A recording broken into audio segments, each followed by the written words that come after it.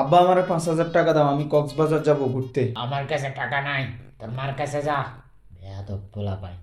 আম্মা, আব্বা বলছে যে 5,000 টাকা দিতে, আমি কক্সবাজার ঘুরতে যাব। আব্বা ঘুরতে যাইতে কত টাকা জানি লাগে?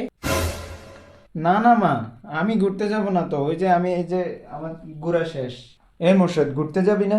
না বন্ধু, আমি যাব না রে, আমার শরীর পুরাই খারাপ। আরে বন্ধু, তোর পাশের সিটে আছে না, হেব্বি সুন্দরী একটা মাইয়ে বলবো। আরে আমি ঠিক আছি তো, কত দিতাম খালি ক। দে 10,000 টাকা দে। এনে 10,000 টাকা, ওই যে পাশের সিটটা আছে না, এটা রাখিস।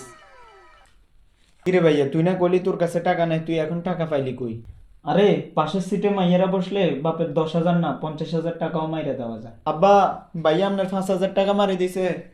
কিরে গোলামের পুত, পাশের সিটে মাইয়া বসবে দেখে তুই তোর বাপের 10,000 টাকা মাইরা দিবি? আরে না মা, আমি তো তোমার জন্য না টাকাগুলো চুরি করছি। আমি জানতাম তুই একবার একটা ভালো কাজ করবি। দে বাবা, 10,000 টাকা আমারে দে।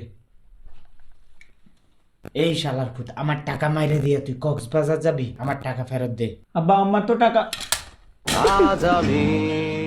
কাকা এত সবসময় মাইয়া গো হয়েছে টেয়া উড়ে। তুই কথা কবি না, সব নষ্টের মূল তুই। গোলামের পুত, আমার টাকাগুলা যদি বাইর করে না দিতে পারোস, এ বাড়িতে আর তুই থাকতে পারবি না।